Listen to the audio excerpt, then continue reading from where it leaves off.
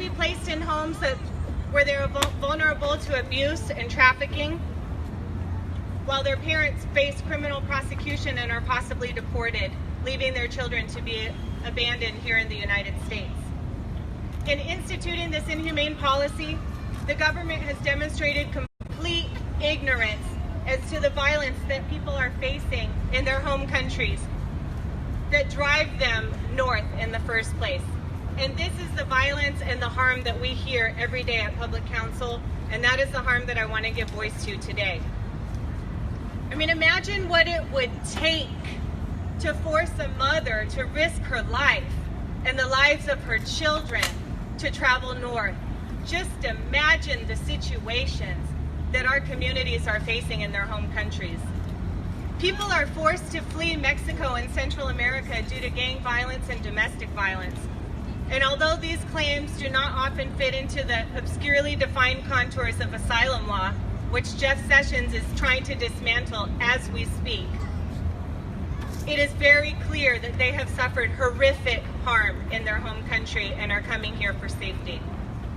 Separating families will never be a deterrent because this is a last resort. People are fleeing what they believe to be certain death. I myself have assisted over 1,200 victims of crime, and although the crimes they've suffered here in the United States are horrific, they pale in comparison to the harm that they've suffered in their home countries. For example, for the last 7 years, I've worked with a client named Zoila, who has given me the authority to share her story today. As a young woman, she became involved with a man in Guatemala who beat her savagely, even during her pregnancy. When she tried to leave him and move home with her children, he burned down the house with her, her parents, and the children in it. She narrowly escaped death with her children, but still has the scars all over her arms and legs to remind her of this trauma. She soon became involved with another young man and became pregnant, although her abuser had her new boyfriend murdered and then forced her to come to the United States under threat of death.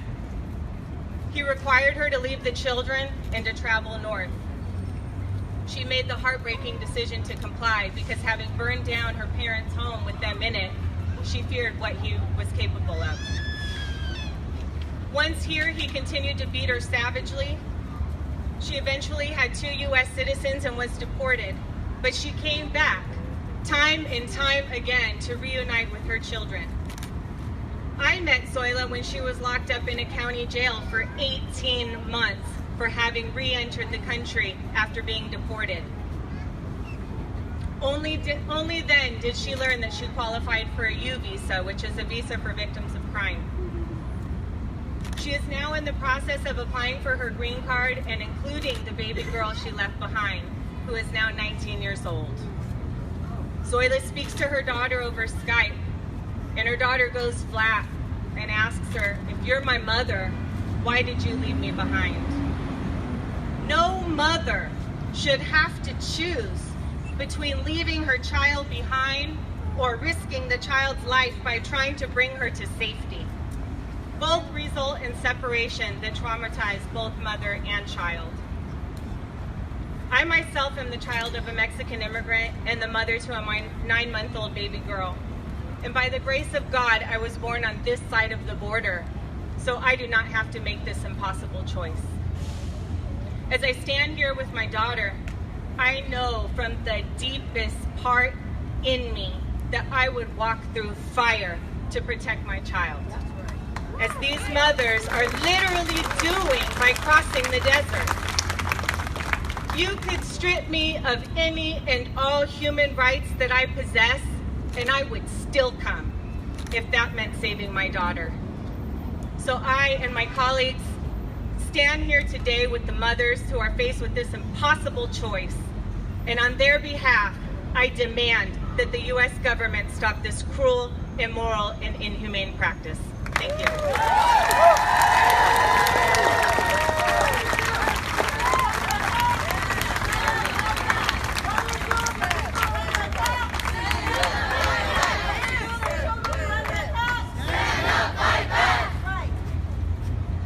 It's not separation, it's taking. It's not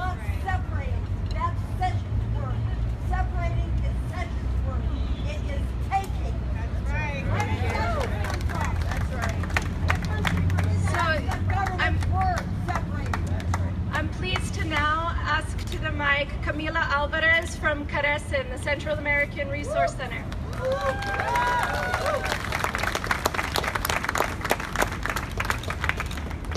Good afternoon. The Trump administration's policy of separating children from their parents at the border is cruel. Innocent children are being ripped from the arms of their parents and loved ones, all to punish adult family members and deter other refugees from availing themselves of protections in the United States. The most vulnerable victims of the family separation policy are the children who are stripped of their most important support system, their mothers, their fathers, their family members. Separating young children from their parents causes irreparable harm.